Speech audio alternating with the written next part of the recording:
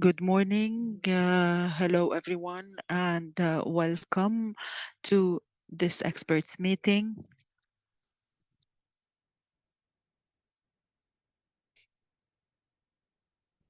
Of course, this meeting is being convened under exceptional circumstances, and we have raised so many questions about whether we should maintain the meeting or not, and I think that you all asked the same questions.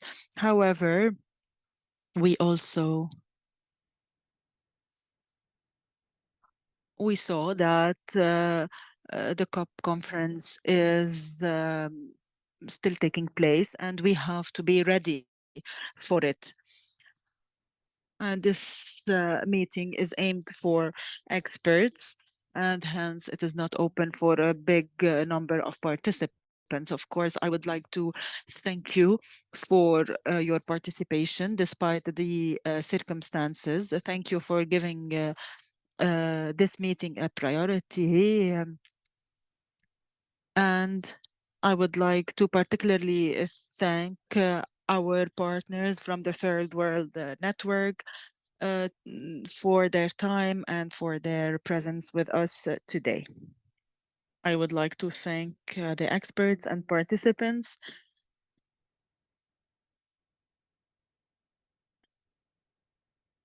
So why this meeting? Of course, it is to um, be ready for the COP that will take place in Dubai end of November, and which will address several issues. And so we wanted to have a discussion around these matters to understand better what are these issues about, and what position can we have as a civil society organizations? How can we uh, adopt a paper that could serve our objectives, our advocacy objectives? And during this meeting, we are going to address the Loss and Damage Fund, which was established during the COP in Sharm el-Sheikh and which was considered as a historical achievement. However, there are questions today about who will pay to this fund, who will be eligible for funds from this fund. And another matter is the transitional committee that is being established. What are the policies of this committee, and how can we guarantee to build upon the achievements of developing countries in the upcoming COP? Another issue is the mitigation, and which is also subject to several non-official deliberations, and which highlighted diverging positions with regards to mitigation. Some are are insisting on the importance of staying in harmony with the uh, um 1.5 with the track to stay under the 1.5 degree, while others are talking about historical responsibilities and the need to look at these responsibilities. So here it's also important to know where do we stand, or what are the different interests, and what our position might be. So this is also another question that will be addressed by the experts today.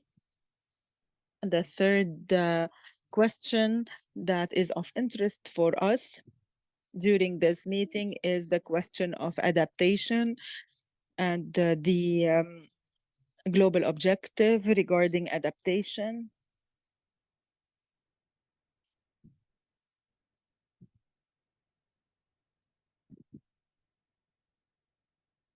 Excuse me, you are asking me to put my camera on, but I'm not able to do so, says Zahra.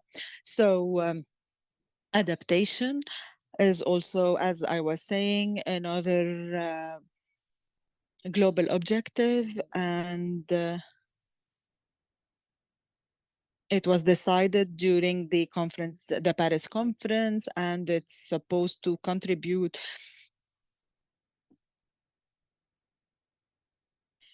to the climate improvements. However, there will also be further steps required during the Dubai conference about this matter. So we are going to see to discuss where do we stand, were there any improvements, etc.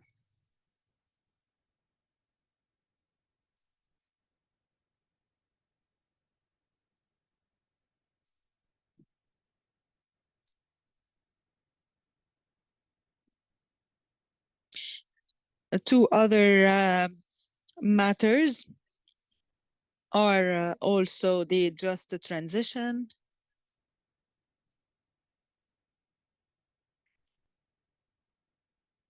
and the transformation and transition to a green economy. What would the implications be on the marginalized groups? What would the implications be on job opportunities? What financial policies could be considered? Will these policies be obsolete, or will these policies create new opportunities for advancement and new job opportunities in the renewable energy sectors, etc.? So these are also other questions that will be addressed with regards to just the transition. And we are going to discuss another question, which is also taking a lot of importance at the international level, which is the $100 billion, which should be dedicated or allocated to climate funding. However, this has not yet been reflected into any commitment. Another type of funding could also be included to the COP28 agenda.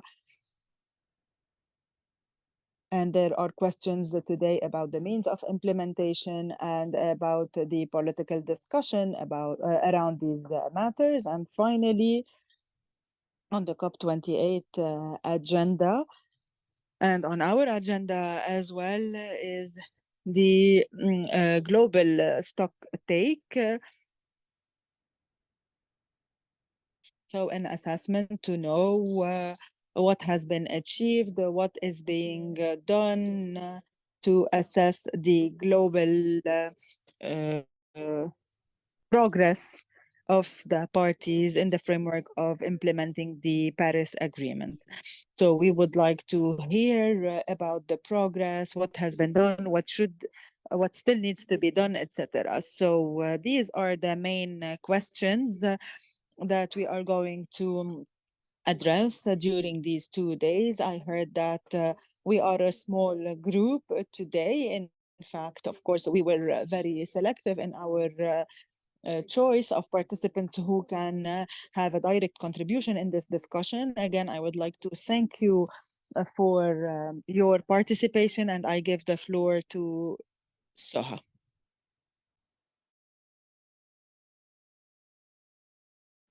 شكرا زهرة. إذا سوف نبدأ بنظرة عامة مع السيد حبيب معلوف، وتدير الجلسة السيدة مينا رمان.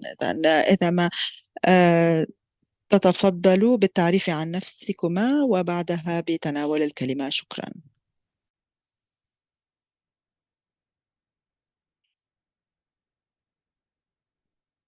Thank you.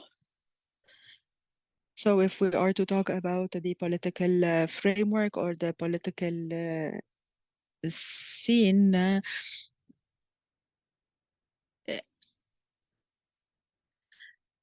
with the COP28 taking place in Dubai, and as Zahra saying, this conference is still taking place, regardless of the wars that are ravaging the world, whether in Ukraine or Gaza. So I believe that even if this conference is still taking place, it will not be it will not actually be safe from the implications of these wars because the funding that will be allocated after these wars. So whether for these wars or after these wars will actually affect the funding that is usually allocated for the climate. Lately, President Biden asked for of more than $100 billion to so as financement for both Gaza and Ukraine.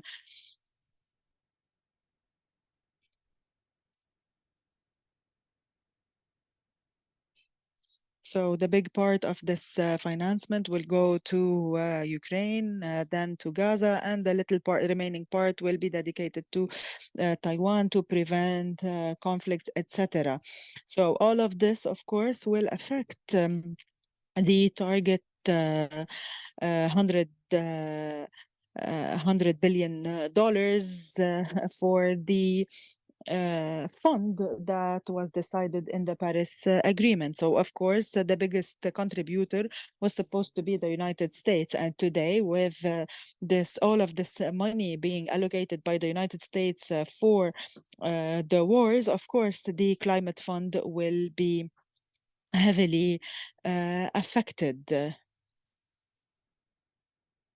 So, and if we are to look at the historical responsibility, the United States should have been the first contributor to the climate fund because historically and up till now, it is still the biggest polluter worldwide.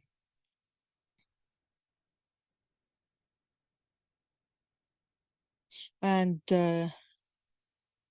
we were also talking about the loss and damage fund, and the cost of this fund will be much higher than the adaptation cost because based on the last estimate and after the catastrophes that hit Libya and Pakistan last year and this year, we can estimate the cost or the need around 300 billion to be able to respond to these to so the latest natural disasters and to be able to curb the loss and damage resulting from these latest disasters. So I believe that we are ahead of a big crisis in climate funding because of the wars and because the historically responsible states are failing to commit to their contributions based or following the Kyoto Protocol. And we all know about the lack of commitment to the Tokyo Protocol since 1997. So during the last COP in Sharm el-Sheikh, what we have considered as an achievement, of course, was the establishment of the fund and of the committees that are supposed to follow up on it. And today, big questions arise. So first, who is going to manage this fund? The United States have suggested to give the management to the World Bank. But of course, many voices stood against this suggestion because the World Bank does not have any experience in grants and in managing climate issues. Besides, the approach of the World Bank is seen as biased and is more in favor of developed countries and less in favor of developing countries. So there was another suggestion to give the management to the main beneficiaries, which will be the developing countries. so to manage this fund. But here also there were concerns about whether there would be a competition between the developing countries and whether the support will actually reach the countries in need, etc. So there are a lot of questions being raised, being asked around the management of the loss and damage fund. And another question is how to identify the historical responsibility, who should pay more. And another concern or another problematic is that some countries that are still categorized or classified as developing countries have more emissions now, and therefore are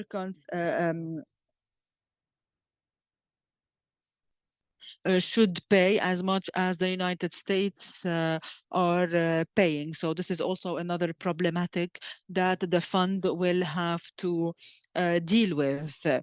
So how to classify, how to identify the historical responsibility, how to classify the countries who should pay what, etc. And up till now, there or no solution and no answer has been reached even less than a month before the next COP. So we still have a lot of questions, a lot of problematics that still need to be tackled. I will give the floor to Mina Rahman, who will talk about this matter in 15 minutes. Thank you.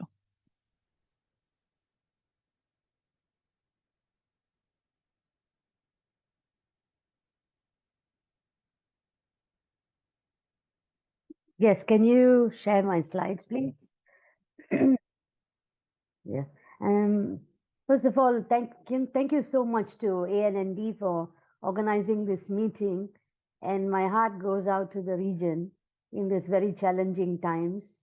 And it's interesting that we are talking about climate change while we are in a state of war in the region. But nevertheless, these are all connected. And I'm happy to quickly go through with you what I see are some of the big picture state of play. The earlier speaker, I forget the name, and apologies for that, already highlighted some very major questions. But before we get into those questions, I think what's important is really the foundation of the Paris Agreement. And this is where I wanted to start off from, because what we see happening is weakening or unraveling of the Paris Agreement, despite the fact that it is only just come into implementation in terms of real action on the ground. But it's terrible what's happening. And let me just recall the history. Next slide, please. Sorry for the time lag. Can I have the next slide? So what I wanted to, while we are waiting for the change to happen, what I wanted to highlight is the fact that right from day one, in the run-up to the Paris Agreement, the US and its allies, the EU and others, have always been wanting to weaken the differentiation between developed and developing countries. That was their number one agenda. Are we able to change the slides? So there was, they keep doing that. They kept trying to do that. They even argued that there is no difference between developed and developing countries because it's up to countries to define themselves. And so we don't need any differentiation. And then the whole game in town was actually, yes. So the whole game in town was actually to subvert this. So developing countries, what by and large they did, and this is their negotiating objective. And I stress this because this continues to remain the real battleground. And they want to defend the convention and not be changed or subverted. They want to ensure that the agreement is not mitigation centric, where you have adaptation, loss and damage, finance, technology, besides mitigation, all addressed in a balanced manner, and for the 1.5 degree temperature goal to be mentioned. The next slide, please. So developing countries also wanted to continue to ensure that differentiation between developed and developing countries are reflected with the principles of equity and CBDR. Very, very critical, which is quite relevant even until now. And to ensure that developed countries enhance the provision of finance and technology transfer, which they keep hammering until today, and ensure that loss and damage is recognized as a pillar apart from adaptation, and critically that legally binding provisions, especially on developed countries. Next slide, please. What the US and the allies wanted was just the complete opposite, which was to mount an onslaught on the convention, seeking to weaken the provisions and their obligations, redefine differentiation so as to blur the different obligations of developed and developing countries, and sought a legal hybrid, which what basically meaning something that's not so legally binding, mainly to suit the US and its Congress. Next, please.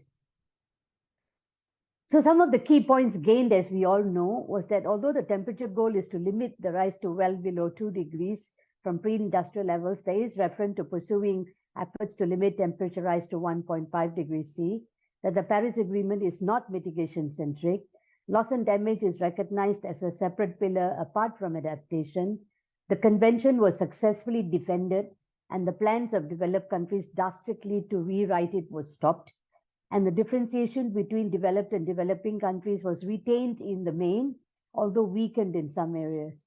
The principles of equity in CBDR were mentioned in Article 2.2 of the Paris Agreement, and this has to be implemented consistent with the principle. The entire agreement has to be implemented consistent with equity in CBDR, and that developed countries should take the lead in mitigation and in the provision of finance. Next slide, please. So post-Paris, the North-South fight continued and continues until today. Despite agreeing to the Paris Agreement, developed countries continue to undermine the implementation of the agreement. The overall approach of developed countries is to undermine common but differentiated responsibilities and replace it with common and shared responsibility. They don't say it so explicitly, but this is how they try to do it. And their approach is not to look at historical or cumulative emissions, but at the current and future emissions, with developed and developing countries at the same starting point. And this battle continues even until today. This is unacceptable. And they also want to delete links to the convention when they talk in the Paris Agreement in the decisions, so as to wipe out any acknowledgement about developed countries being responsible for historical emissions and therefore historical responsibility. Most recently, the United States in the global stocktake very clearly said that it has no responsibility at all. It doesn't acknowledge historical responsibility. So this is what we are up against. Next. Now, in Glasgow, this was after the COVID, what many of the developing world and many of us saw was a false narrative of what we call a great escape. And some of us call this also carbon colonialism, including some leading developing countries like the like-minded developing countries. Now, the UK presidency, in preparing the overall narrative and pressure of pretense of keeping 1.5 degree alive, with a charade of net zero targets for all by 2050, with carbon markets and offsets in nature-based solutions, all of which were legitimized at COP26. There is no room for carbon markets and offsets. There's no time for offsets. And when you talk of net zero, there is no time for net zero for developed countries in 2050. They should have gone to real zero or even negative zero by now, judging from the historical emissions that have happened and their consumption of much of the carbon space that's remained. So to talk about net zero targets by 2050 is doing nothing. It's really an escape. And this is what we were calling out on. So the myth of saving the planet was secured with the false solutions. And this actually is a big con, but many don't see this. But what those of us who were there see this as a very big con in the pretense that we are going to keep 1.5 degree alive with all this. So in the meeting, the emissions gap between the temperature limit and the nationally determined contributions without differentiation, as I mentioned, without CBDR, The references in the Glasgow text, unfortunately, in some parts were to all parties and to taking into account national circumstances for all. So this is the new kind of language that they prefer to insert rather than talk about different developed and developing countries. And then there was this pretense of ambition in the phase out or phase down of fossil fuels. You remember that big battle with the focus only on unabated coal and fossil fuel subsidies. There was a first time mention of coal and fossil fuel subsidies, but in real terms, this is playing to the gallery, but a lot of studies have shown that there is actually on the ground an expansion in fossil fuel extraction and production in the north. So these same G7 who claim to be ambitious are doing exact opposite. I'm sure Georges and others will talk about this later in the mitigation section. And also, to make matters worse, there is no international cooperation, but competition. The carbon border measures, which they say the EU and even the US, they talk about preventing leakage, but what they do is penalize developing countries who, without that finance and technology and all that, will not be able to go low carbon. And so this is protectionism, at least for them, in the name of climate. And no relaxation of intellectual property rights. Even in the pandemic, we saw that happening, how the vaccine monopoly really prevented access to cheap vaccines. So can you imagine this in the climate world of climate technologies? And of course, the attention is against China, the whole anti-China rhetoric, the US-China bashing, and the allies as well. And this is really the undercurrent of a lot that is a problem. Next slide, please. So the Sharm el-Sheikh, this very quick reflections on what happened.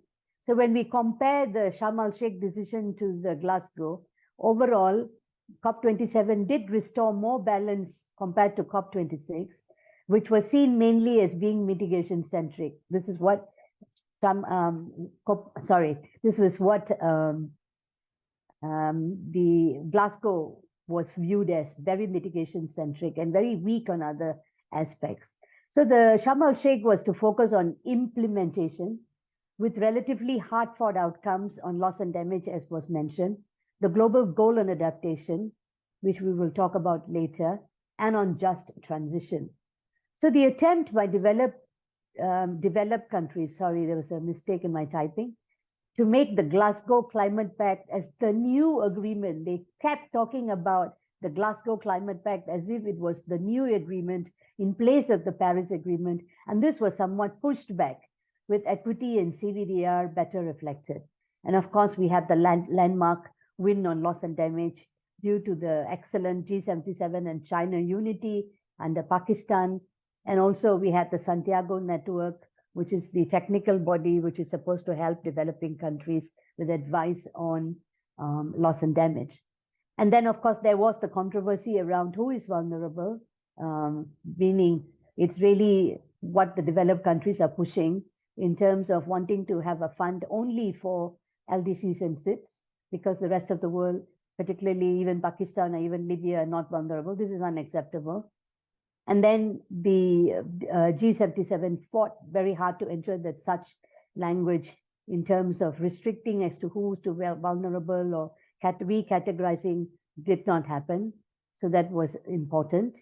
And developed countries wanted to include fossil fuel related language in the cover decision, but the compromise was using the Glasgow language on coal phase down.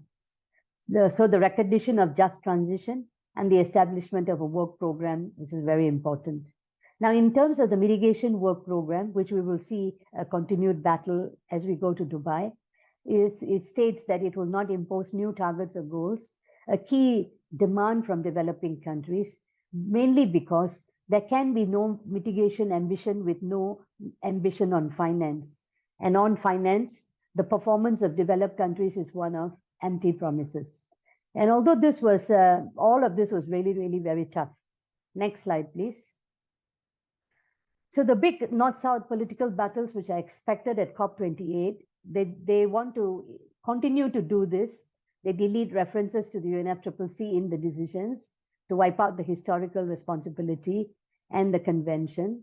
They see the Paris Agreement as a new agreement, which has replaced the Kyoto Protocol and has nothing to do with the convention, despite the fact that the Paris Agreement says that it is to enhance the implementation of the convention.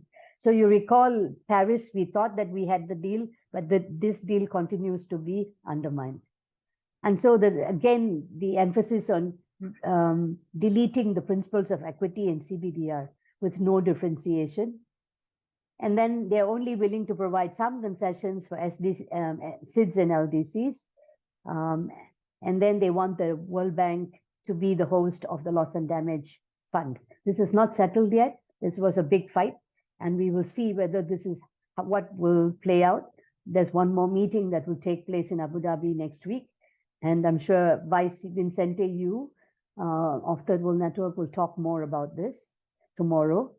So these big fights will spill over into the negotiations in the key areas of mitigation and the global stocktake. The global stocktake, as you know, is a big moment this year to take stock of the achievement of parties, and it's supposed to inform the preparation of the NDCs. But this is where the big fight will be over the key political messages, because developed countries do not want to recognize pre-2020 and their failures in the past. So there will be some developing countries who will also challenge the use of global mitigation pathways by the IPCC, such as reducing CO2 emissions by 45% by 2030 relative to 2010 levels, which was used in Glasgow. This is because a new study done of these scenarios by scientists from India have shown that such pathways, mainly by climate modelers of the North, have led to inequities between North and South based on the assumptions that were analyzed. So this is also a big problem, just by blindly accepting these numbers without interrogating where they come from. So the IPCC numbers on mitigation pathways will not be accepted as best available science, as they are not science but projections by modelers whose assumptions were not interrogated before. So we are likely to see some countries challenging this, particularly coming from India and others. Next, please. So the other clash points, and this is my final slide. Developed countries, again, hatching the great escape from their finance obligations by focusing on what's called Article 2.1c of the Paris Agreement, which refers to aligning financial flows to the Paris Agreement. And this is about aligning financial flows towards a low carbon pathway or a climate resilient development. The real aim actually is to shift focus from their obligations under Article 9 of the Paris Agreement to the private sector and to the MDBs and to other developing countries. And so they say that developing countries need to have the enabling environment to attract the private sector and the MDB finance, which requires measures to de-risk foreign investments through guarantees and other instruments. So their whole aim is to get the private sector to come on and for the state to actually put in guarantees and other instruments to de-risk the private sector. Now, this is really something that we need to watch out for, and there's been a lot of resistance coming from developing countries in this regard. And also to introduce new conditionalities through this way, such as having net zero targets, carbon pricing, which includes emissions trading scheme and so on, as in order to have the enabling environment for the private sector. So on the issue of finance, we will see a backtracking and we'll see no progress. See the latest news from the UK about money being slashed. US has no money to put on the table. The EU is unlikely to show any leadership on this front. And the failure to meet the delivery of the US 100 billion, the promise empty that keeps being shifted, we're not likely to see that achieved. And even if some numbers go up, we have to look at the numbers to see what is the reality, because much of it is probably double counting and triple counting. And the failure and the refusal to talk of the scale of resources for the new collective quantified goal on finance, which is supposed to be set post 2020. And they're supposed to have this goal by 2025, but there's refusal to talk about any number. And going into next year, this will be the big fight about what the number will be. And on the promise of doubling adaptation by 2025, the issue is they are now saying that how do we measure what is doubling? So we need to have a baseline. So a new excuse here that we don't have a baseline, so therefore we don't know what is doubling. So these are all the kind of dubious and shenanigans and games that are being played while the developing world is really suffering much due to the impacts that we are facing due to historical emissions. And so there will be more calls for ambition despite a lack of money. On the fossil fuel phase out, the G7 has made clear recently that it will be based on unabated, with no timelines for them, and reliance on carbon capture and storage, carbon and CCUS, carbon capture and utilization technologies, direct air capture, bioenergy, carbon capture, as they continue to expand fossil fuel production and reliance, including on gas. Now, some of us are very skeptical of these technologies, but there are others in the Middle East who believe that this will save much of the Middle East dependence on oil. So I think this is something that can be discussed in the future. We ourselves are trying to understand about the CCS and CCUS and all that, and we're quite worried about the implications. Now, with no equity for developing countries or finance for a just transition, this will be hugely contentious, the issue of just transition. So that will be something that will be talked about later today. And as the US only wants to narrow the interpretation to only cover workers and affected by the energy transition, while developing countries want a broad work program, and developed countries do not want the program to continue beyond 1 to 3 years and resist any financial implications for the transition in developing countries. So we are unsure if we will get a loss and damage fund. This remains to be seen if we are to get it, and not likely to be any money. So in the long and short of it all is, there is really a real trust deficit in this process. Multilateralism is not really working. It's actually on the decline. It's all about competition and fight. And so I am sorry that I have to become the bearer of bad news, but I think that's what we are all about. How do we understand what's going on, and how we stand up and fight and expose that the Paris Agreement, it has to be implemented as it was agreed to, without changing or renegotiating what was there. Thank you very much.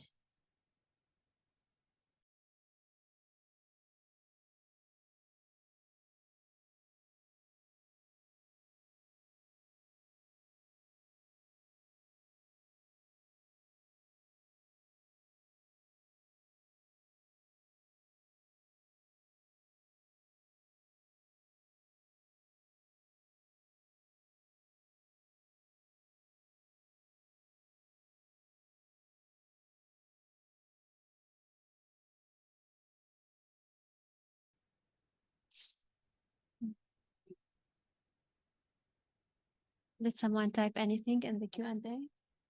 Okay.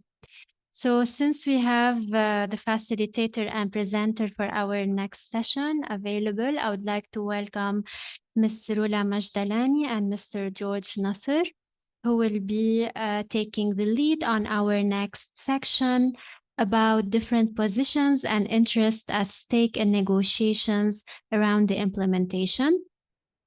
So the floor is yours. Please introduce yourself briefly if you wish, and then, yes, you just need to click on this photo here, the small icon. Okay. Thank you. My name is Rula Majdalani. I'm a climate advisor at ICARDA, the International Center on dryland, on agriculture research in drylands. I am very happy to be in this session, and I wanted to start by commending what Mina Rahman presented. A lot of, as you said, Soha, food for thought, but and probably some of the questions will come in the follow-up discussion.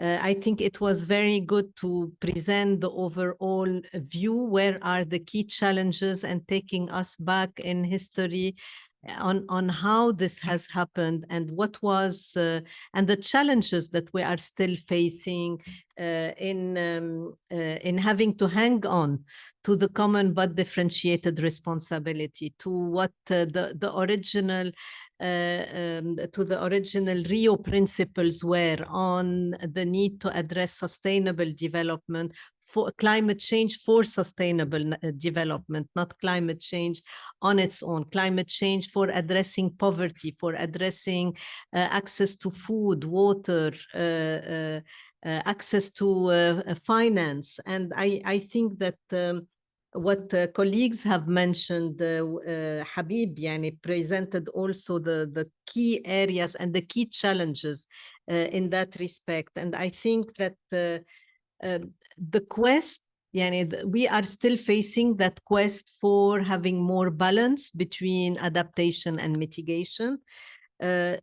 Finance remains the big problem. It's finance for also finance in a balanced way, for adaptation, finance in a just way. And it is linked to the climate justice issue. There have been a lot of groundwork completed in the climate process, in the climate change negotiations. We have more data and information on the impact, direct and indirect impact of climate change. How can we do, what are the tools for mitigation? How can we mobilize finance? There is a lot of emphasis on the role of innovative finance from the private sector, but it remains an issue to be really, as they say, the devil is in the details. How do we ensure it's not a burden that is pushed on to the global south, to developing countries, when we speak of innovative finance, of private sector finance? But we really need to be thinking, taking what are viable opportunities, like the debt swap, like the green bonds, the climate for debt swap, blended finance. And these are very important. There has been a lot of groundwork that we need to acquaint ourselves with these issues, beyond that global debate. What do we mean when we speak about these things? The other thing on loss and damage, this is a very important area. And as Habib, and I agree with Habib that it is an area that might really require much more finance than the $100 billion a year for up to 2025, I think, Mahek, Habib. So this is an area, it's a breakthrough at 2020. And this is a breakthrough, but we really need to make sure that having a fund for loss and damage does not deter from other negotiation tracks for raising funding on adaptation and raising the transfer of technology. So there are still a lot of areas to be addressed, even though there are a lot of technical breakthrough. And I think this is what George will be presenting when he's going to speak about where are we in terms of adaptation and mitigation. I think in the title it says only mitigation, but I think that adaptation and mitigation are interlinked, and there is increasing recognition that you need to work on, even when you work on mitigation, it has to have adaptation co-benefit or vice versa. But for the sake of our region, adaptation is a priority, finance is a priority, addressing countries, rebuilding countries in vulnerable states is a big priority. And we really need to, we are all wary, and I'm really happy that we are still having this conference, this workshop today, even though the situation in the region is very scary indeed. The situation globally is very scary indeed.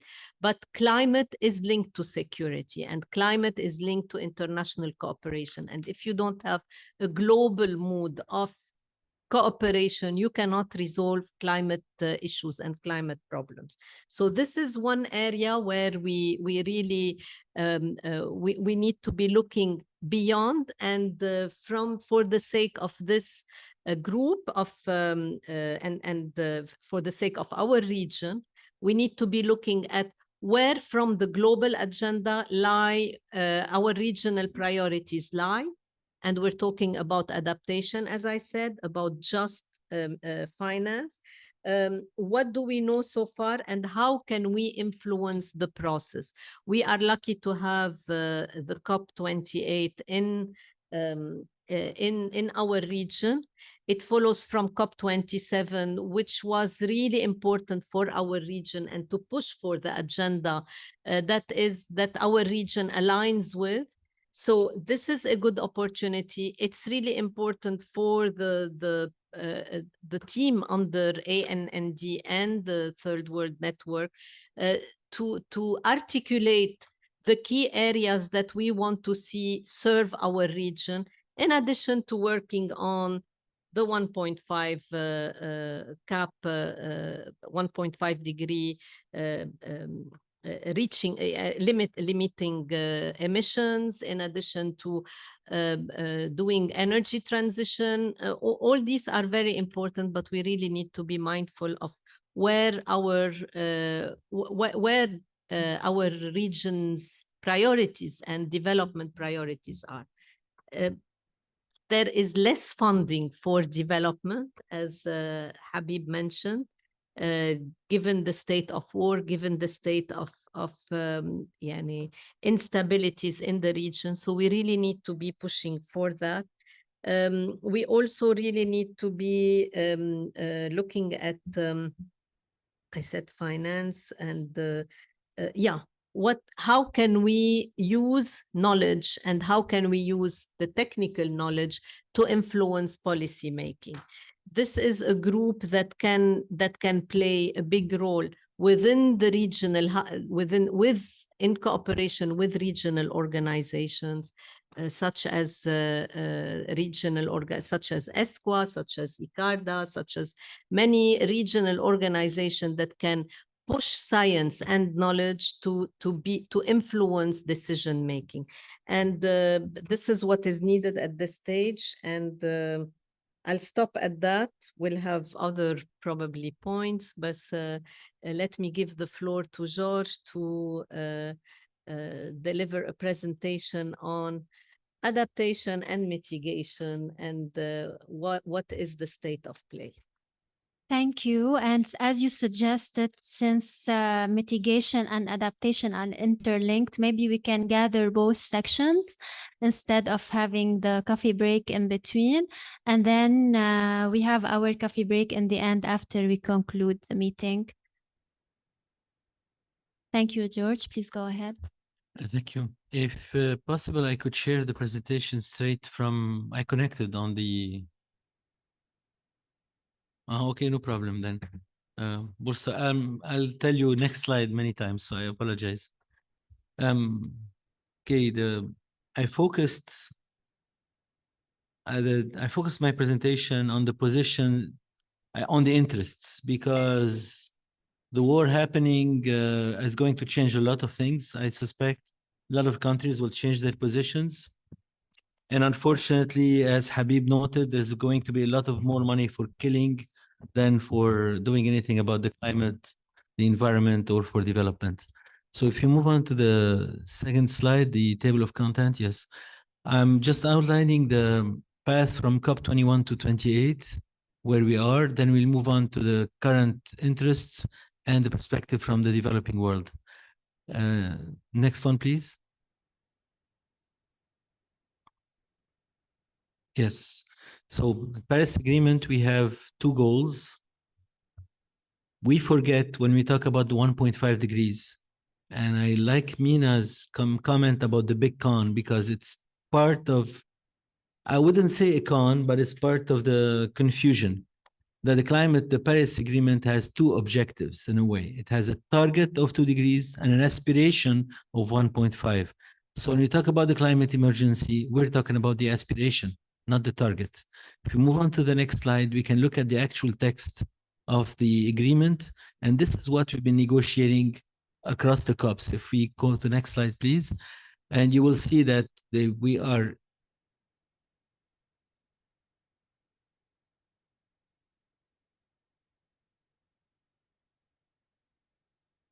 I'm okay. This is me.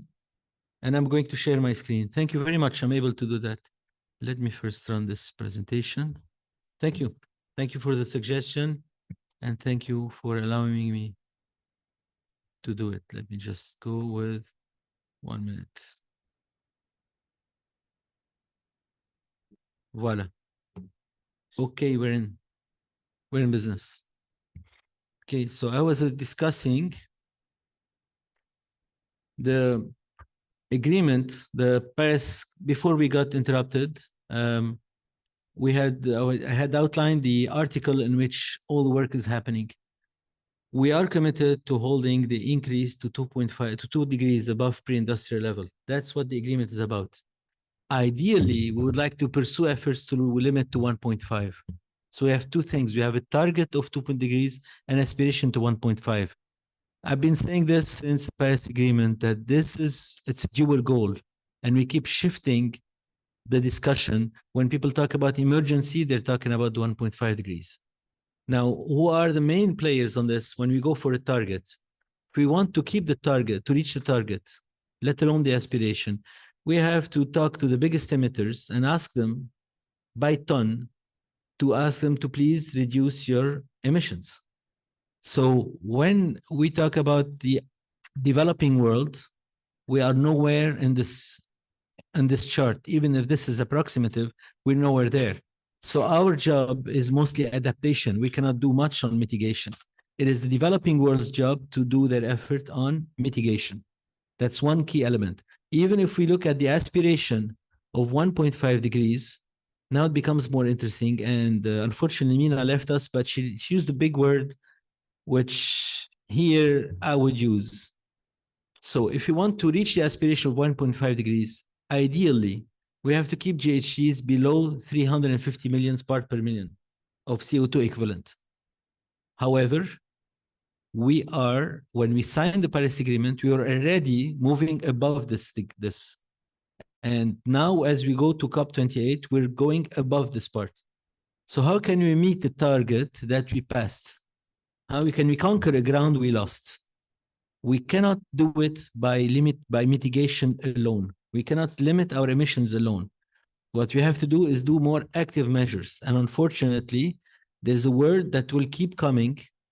That's why when we focus on this emergency, you will hear a lot of talk about geoengineering more and more. We can do it in two ways. We can remove carbon directly from the atmosphere, or we can mitigate the warming effect by shielding the atmosphere. Before we think that this is science fiction, we'll talk about it later. These are science facts. These are actual targets being followed. If we look at the current policies, they were taking us to 2.8 degrees under current conditions. We're assuming here that we are in a phase actually of solar maxima. So as long as the sun remains constant, we're moving to 2.8 degrees. The targets, the pledges will bring us closer to what the Paris Agreement's target of 2 degrees. However, if we want to reach the 1.5 degrees, we're getting too close to that. And this requires drastic measures. In my opinion, this is just an opinion, but it's shared by many people. Climate has a certain inertia. So even if we stop drastically emissions now, it's going to keep on warming because we already have a bank of carbon dioxide in the atmosphere, which will add to the greenhouse effect. So the second step would be, how do we do it in practice? The second main objective they're talking about that affect the national interests is that the Paris Agreement is short of a binding agreement, but it's not completely binding. It has a reporting period. We have to report every 5 years. This reporting period creates a certain binding or obligation. So it's a good thing. because every country has to report every 5 years what they're doing on their nationally determined contributions. So it's in a way of we can talk to one another and hold, I'm not going to say hold one another to task, but we can clarify the position. Where are you? How fast are you progressing? It's not binding, but it forces some transparency. And the text welcomes, it does not invite. So it's not a binding text, but it's still creating de facto some kind of obligations towards one another, which is good. But it creates costs to developing countries because the reporting every 5 years is costly and requires a lot of capacity. The second object, we keep on talking to mobilize all sectors of society. That's where when you have the loss and damage, and one of them, when you talk about loss and damage, I listed here below the cumulative emissions from all the countries in the world. Developing countries started developing in the 1950s. The emissions started about between 1750 and 1850. So when we look at the countries who have contributed the most to climate change, these are the countries who started building up carbon dioxide into the atmosphere more than 100 years ago. And the biggest ones are the United States, the EU, Russia and China, second, and then you have Japan and India at a lower extent, to a lesser extent. These are the countries who benefited from growth, and these would be the countries who would, at least if they're not, who need to give us to compensate. This is where the CBDRRC comes in, the common but definited responsibilities and respective capabilities.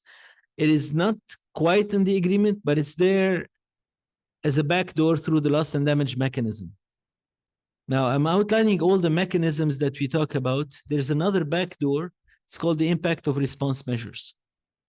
The response measures are the measures taken by developing countries, the mitigation measures that they will be taking, that will have an effect on adaptation and development in the developing world.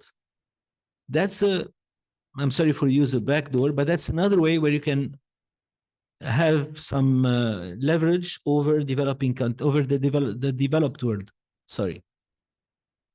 Now, to look at from our perspective and summarize where the developing countries stand, you notice I'm focusing on the interest, not the positions, because unfortunately, when fighting starts, the positions shift, but the interest will not change. And the first one is, when we look at adaptation, everybody has an interest in adaptation. What we can do in the developing world is mitigation as a co-benefit of adaptation. So not solely mitigation, but the adaptation tools that provide some mitigation. Geoengineering is a tricky one because on the large scale, there are experiments that would mean injecting sulfur in the atmosphere. So they're talking about, they did some limited experiments for this, but if we do it on the large scale, we'll end up paying for it. There was an experiment done a while back of a solar shade. It didn't work, but the Russians deployed this. So I forgot exactly, about 10 years ago. This would be, they would pay, basically in the developing world will end up paying for somebody to shade our countries from the heat. There are, however, cheaper, proven ways of local knowledge for carbon capture and storage, regenerative farming, local heat island effect mitigation. The picture here to the right is this guy. He's doing a technique in Burkina Faso called Zai. His name is Yakuba Sawadango. I keep mispronouncing his name. But they developing this technique. What they do is you see those holes, what they do, they dig and they place organic materials. And they do this repetitively. So they end up storing carbon in the soil. The soil becomes richer, moisture concentrate in the soil, and the desert recedes. The forest behind him is the forest that came from their work. So the cumulative effect of local farmers can create some mitigation effort. And it's an adaptation to the desert expansion. The other one is related to cattle farming using a technique inspired from the Maasai. So what they do, they bunch up the cattle together and they don't let them loiter in one spot. By moving them from one spot to the other, the cattle fertilize the soil and the soil stores more carbon in it. And you get more cattle and you get a thicker and thicker soil. Those soils and the herbs grow These are techniques that were developed. I think this technique was developed initially in Zimbabwe during the war for independence. Now, to implement all these techniques, and in order to be able to come in to meet their national determined contribution, the developing world will need financial support. That's what Habib was hinting at. You will also need capacity building. It's not enough to have the money. It's important to be able to receive that money. And some technology transfer, but the technology transfer should come in a way that we can use it. It shouldn't be greenwashing, shouldn't be dumping the latest technology on people who could use, who would better jumpstart to another technology. It's like cell phones. We can move directly to cell phones instead of installing landlines. In many countries in the developed world, they move directly to cell phones without going through landlines, local phones, without going through legacy technologies. They leapfrogged.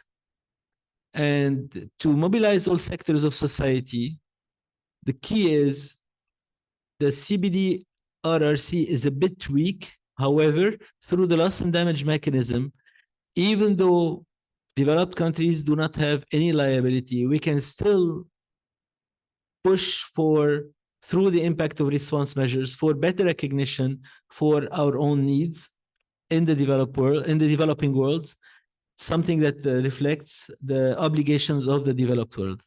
Thank you very much. Thank you, George, for the presentation. You mentioned some examples, and something I came across also a while ago, that adding seaweed to the feed of cattle over like 5 months can reduce up to 82% of methane emissions, because you know cows can burp out methane. So that's also an example that can really help.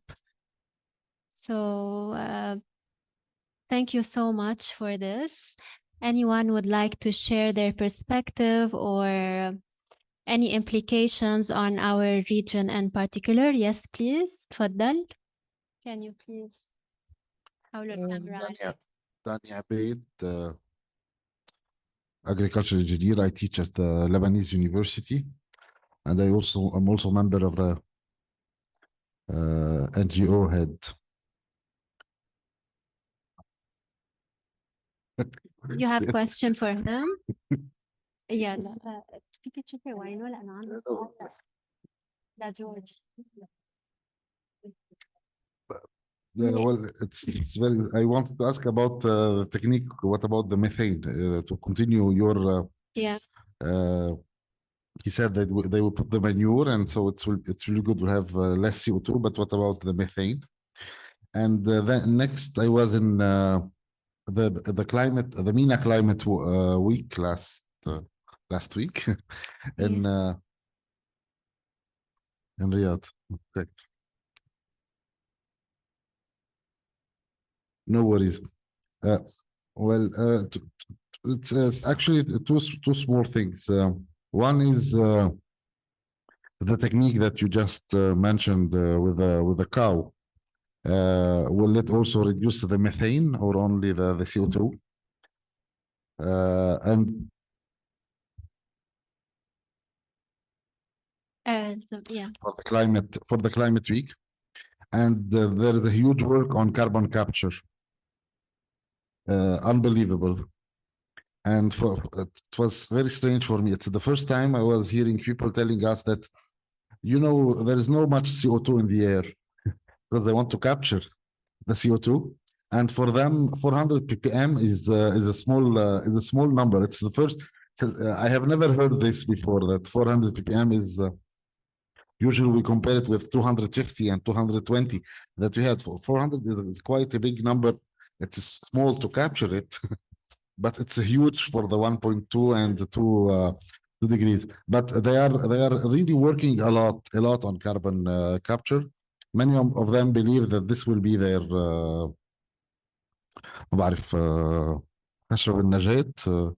it will be something important for their work. We understand this because they have fossil fuel and they don't want the phase out thing. Yes, so thank you very much for the instructive presentation. Thank you, Vala. Yes, I would. The example I gave for the cows for the methane, there's this. It's interesting because when we go put cows into feedlots, then they emit more methane. That's why it's better to add seaweed to the feed. However, when they go bunched up together and they're moving fast, because by nature, herd animals bunch up together and they move fast to stay away from predators. Because they do this, they do emit much less methane. And paradoxically, from all the herds, they do emit much less methane than any other human activity. What's interesting for carbon capture and storage, it has a dual technique in the Arab world. The oil fields, once you extract the oil, if you inject carbon in them, it's going to stay almost permanently. So in the worst case, you outgas back 25%. So 75% remains inside. So they use it as part of enhanced oil recovery. But carbon concentration is very low into the atmosphere. It's very hard to extract the carbon. It's very energy intensive. One way they could do it, there's two alternatives. One way is to use, because they have a lot of wastewater coming from the oil reservoirs. And this waste water contains a lot of metals. So it cannot be used for other activities. But they can use it for sugarcane production. Turn the sugar into ethanol and turn the husks into carbon again. They can actually burn it and use it back as part of carbon capture and storage. There are techniques that they're looking at. Another one is Oman has a huge geologic feature similar to some locations in California. It's a rock formation. I forgot the name. It's called peridotite. But this rock has a natural ability to absorb carbon. So if you push air through it, it will absorb the carbon by itself. There are experiments running to see how they can do it practically, but it's very promising. But there are experiments to see how it can work. It's still in early stages. There's a paradox. If we have much lower, if the carbon is too low, we'll be in trouble. We need carbon to be above 100 to 150 to 200 ppm. If it's too high, we have greenhouse effect. If it's too low, we have problems with our trees and plankton, and we need carbon to breathe, paradoxically, but very minute amount. It's a weird mixture. Exactly.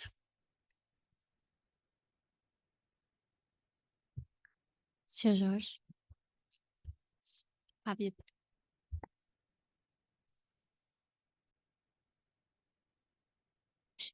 Thank you. My colleague George spoke about an important and serious matter, which is the binding nature of the Paris Agreement. And this is not new. In 2015, I wrote several articles about it. And as Mina said, that the Paris Agreement was like a consensus between developed and developing countries.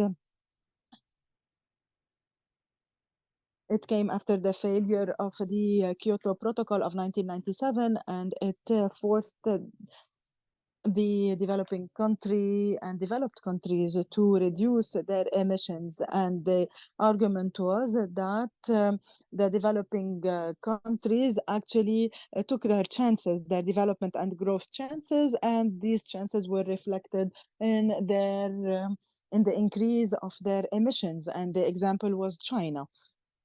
So the consensus in the Paris Agreement was that it should be binding for everyone, for developing and developed countries. And that's why it spoke about the shared responsibility. However, this agreement or this consensus was unfair towards the climate. Everyone signed the Paris Agreement. It was the fastest agreed or concluded agreement. So, and even the United States, which used to approve the protocols but to reject the agreements, signed this Paris Agreement. Why? Because it was an empty agreement, meaning that it was not binding. So the in the legal terms used in the agreement, we can see a clear difference. The agreement speaks about contributions and not about commitments. So the contribution, of course, depends on the capacity of each country. Each country can say that I am capable of contributing with reducing this percentage of emissions, but there are no standard criteria that are applied on everyone. So the agreement is left at or the implementation is left at the discretion of each country. In Europe, they set a plan for 2030, but in India, they set a plan for 2060. And we know today that the emissions of the developing countries are going faster than developed countries. So the importance of this matter, and I think that it should be a subject of recommendation when we speak about loss and damage.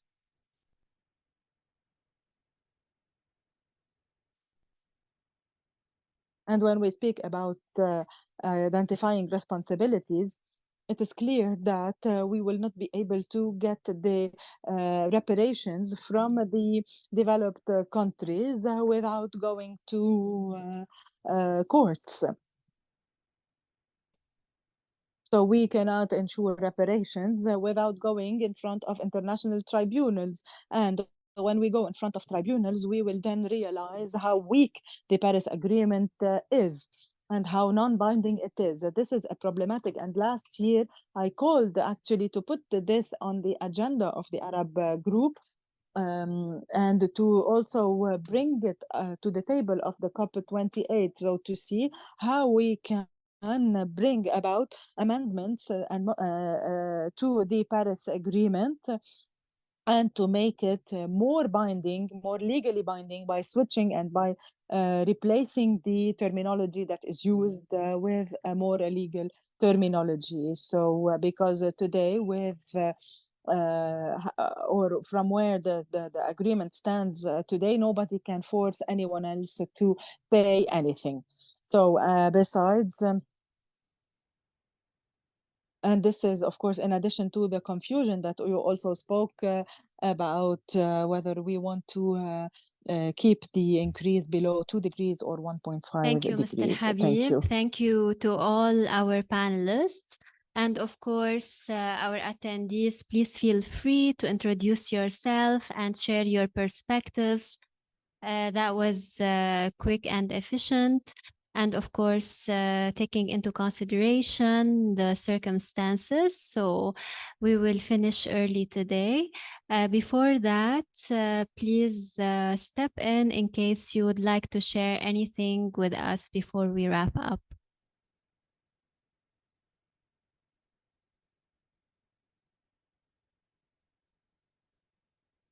Yes, تفضلي. Yeah, I have a question to Mina. Is she online? Mina? منا online. الثيرد وورلد مين في بالثيرد وورلد نتورك؟ مينا خل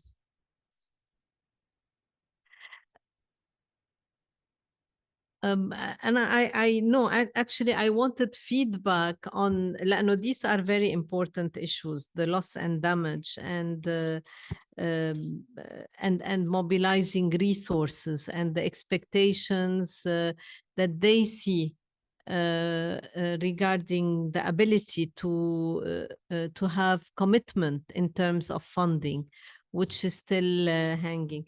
And I also wanted to just give a very quick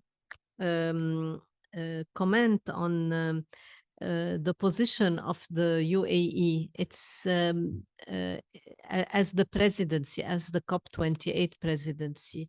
It is it is in dire situation because UAE is perceived as an oil producing country, as a country that is يعني that contributes to emissions, and increasingly so in its past 20 years of development, or 30, 40 years of development.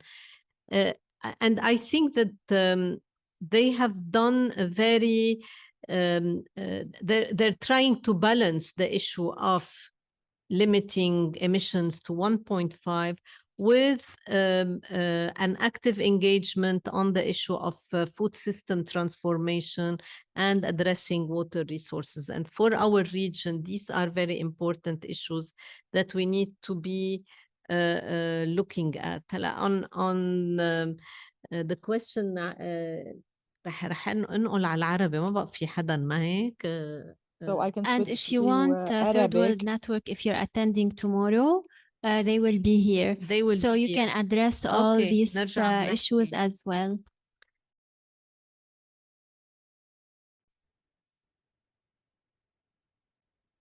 I think that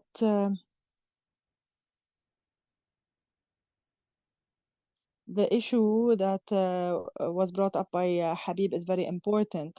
So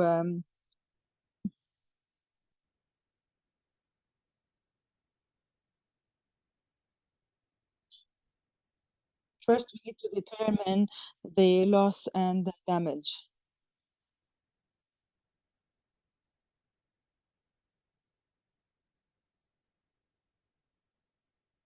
So the capacity to be able to say that I actually was harmed. And I think that this is one of the breakthroughs that the fund was able to achieve.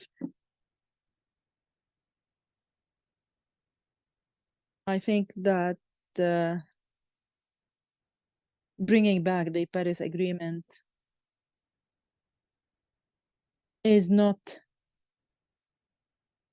an issue that will be widely accepted by the Arab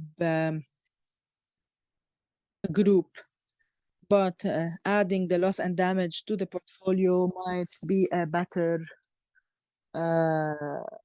opening or a better way to proceed.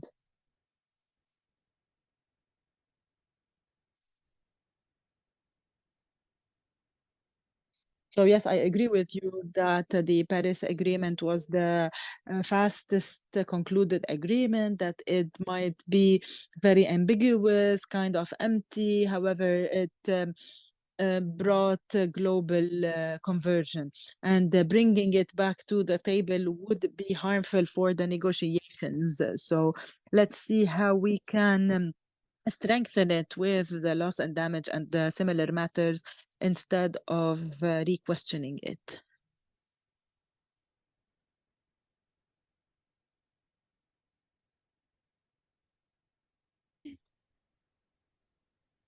بس please على الميكروفون ليسمعونا. To support what Ms. Majdalini was saying, the loss and Madar. damage, Madar, Ambala. As part of the loss and damage mechanism, the Katowice Committee of Experts on the Impact of Implementation of Response Measures is a way in which we can, like you said, it's a way in which we can bring in issues that are related to CBD, to the common by different responsibility. This is a way. So there, I don't like to use the word backdoor, but that's one backdoor. And I know that the Arab Committee has taken the lead and plays a big role. The Arab negotiators play a big role in it.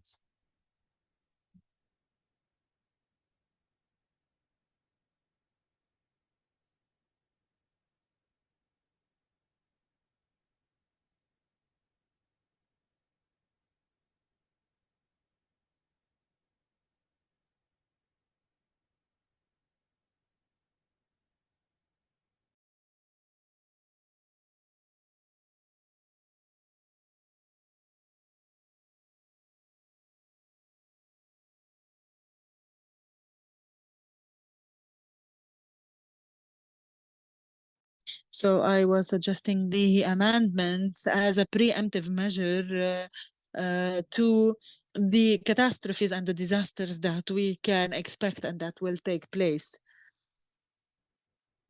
So now we have moved from climate change to actual natural and climate disasters. So last year, as the Sharm el-Sheikh conference was conducted, there was a flood in Afghanistan, and this disaster alone would have cost maybe half of the funds available in the loss and damage fund. So how about when these disasters will hit actually the whole world? So we are ahead of huge disasters, and I think that, of course, the issue of reparations will be essential because these disasters are not normal. What happened in Libya is an indicator.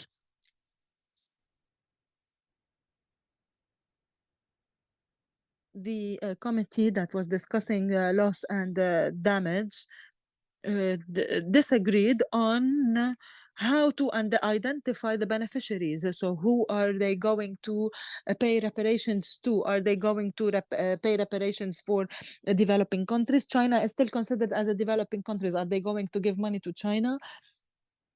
Or are they going to give the poorest countries? If they are going to give the poorest countries, then Libya and Pakistan are not amongst the beneficiaries. So there was also a problematic in identifying the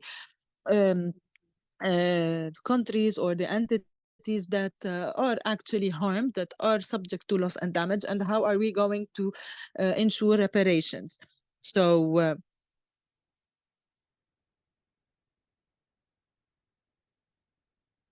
we know that the emissions are accumulated in the atmosphere, and this accumulation, of course, puts us in front of historical responsibilities.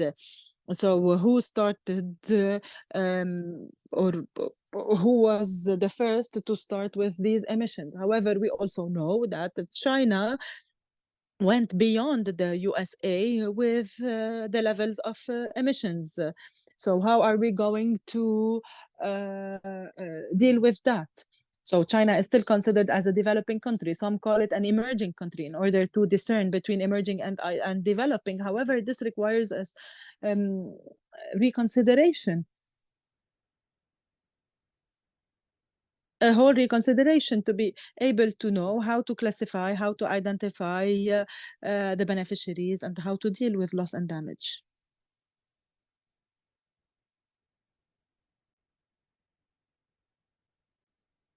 If we are to focus only on damage, we might forget technology transfer.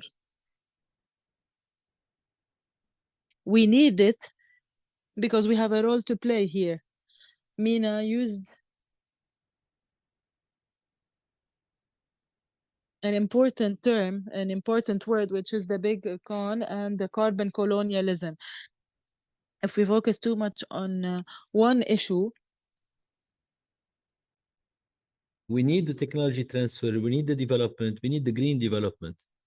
Technology is essential for this as much as financing. Especially that now there are a lot of technologies that allow us to leapfrog into new areas of development. That's what I mean. Thank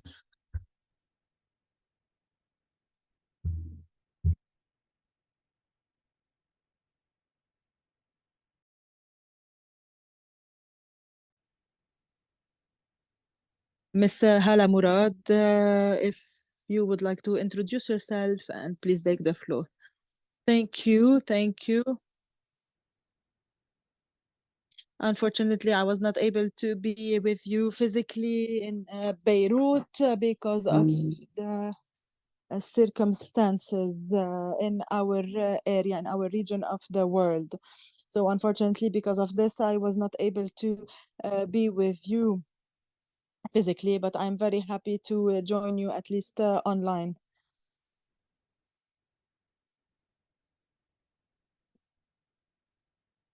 And of course, today, as Arabs, we have to join our forces and join our voices also with the Palestinian cause against the Israeli war that is ravaging southern Lebanon and Gaza.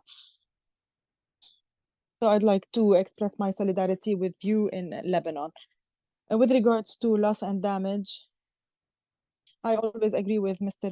Malouf that we have a problem that goes beyond who are the states who should pay the who are the states who should receive the reparations. The problem is also related to the issues that deserve reparation. So would I only consider a reparation when there is a huge natural disaster that causes billions of loss and millions of death? Or can I also pay reparations where for smaller matters when, for example, climate change causes desertification and causes a continuous loss of agricultural capacity and food security, water security, etc. So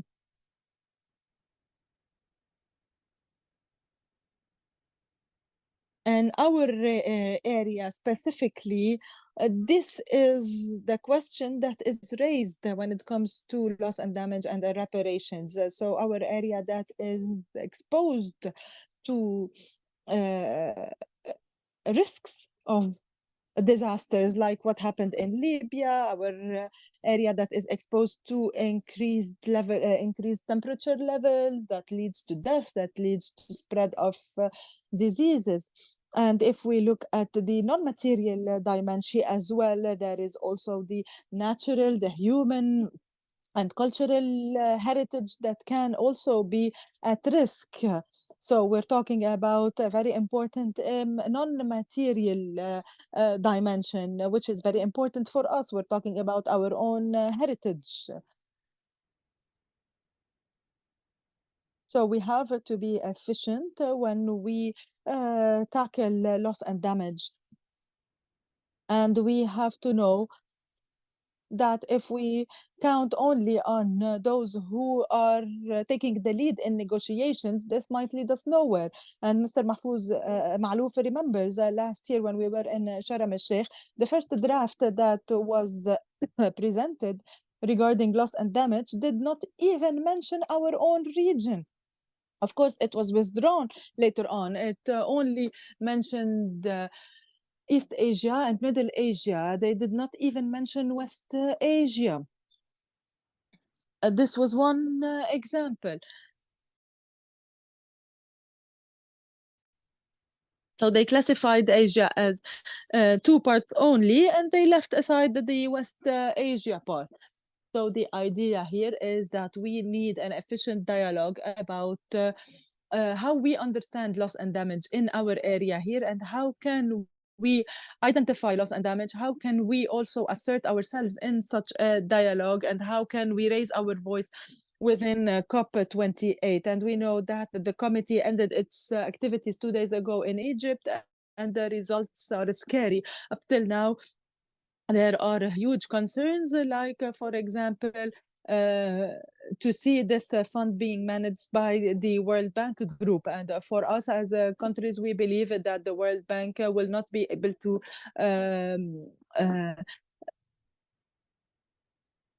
manage properly a fund that is as important as the loss and damage fund. So we are really concerned about the results of this dialogue, and we are concerned about what will happen.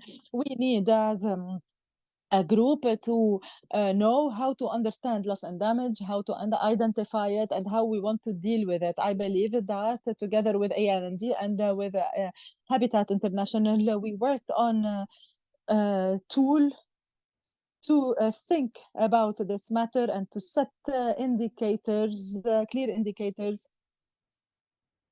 to be able to have a proper advocacy, whether during COP or even afterwards. Thank you so much for your presentations, for the very useful meeting, and I hope that we will be able to move on with these efforts, because we are ahead of huge challenges. Thank you. Thank you for your intervention, Ms. Hala. Anyone has any observation? So, of course, I mentioned the floods only to give an example.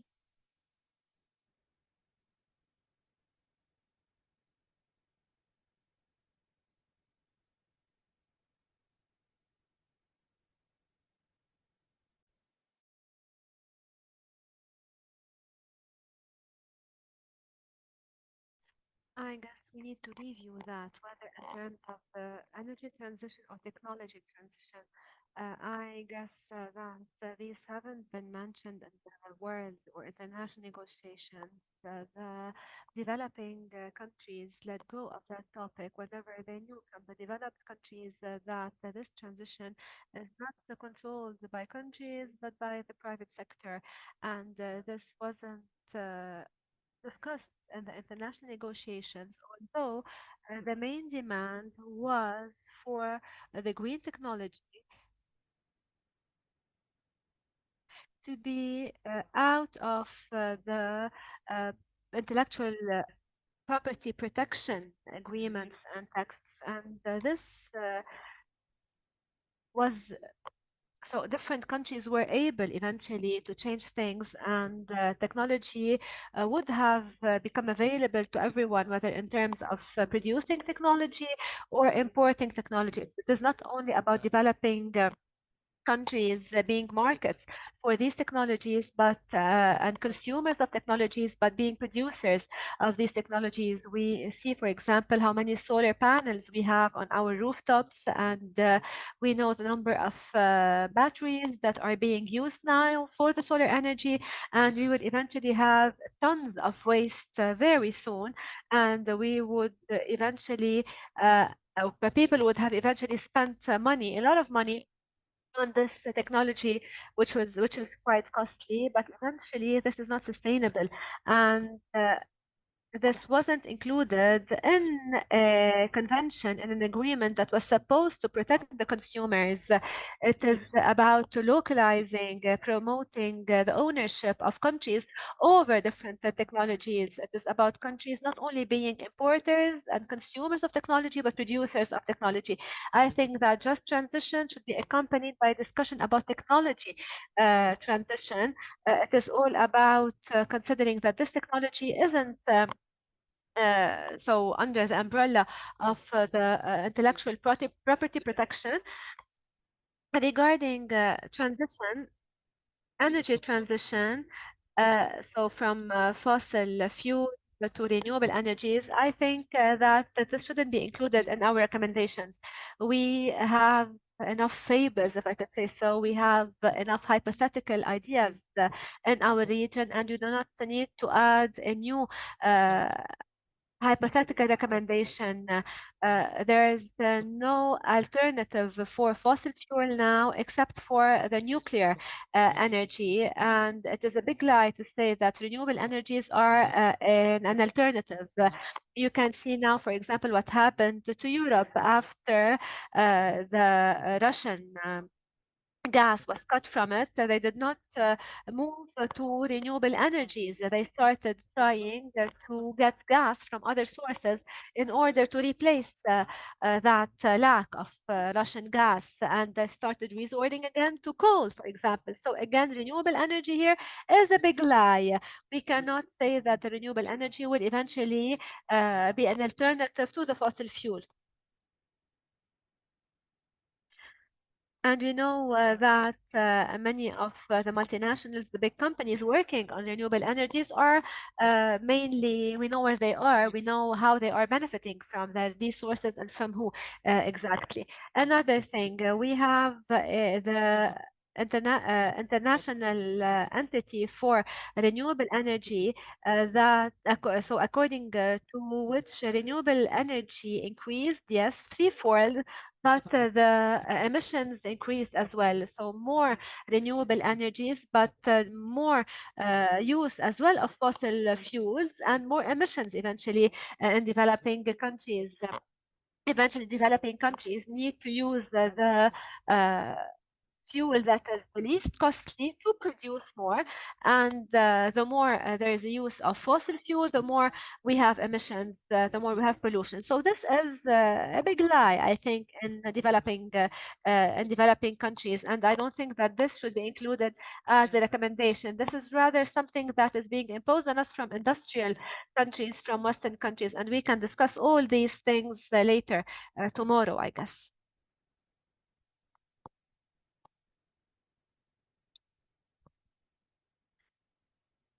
Thank you, Mr. Habib. I would like to thank everyone. I hope that you will join us tomorrow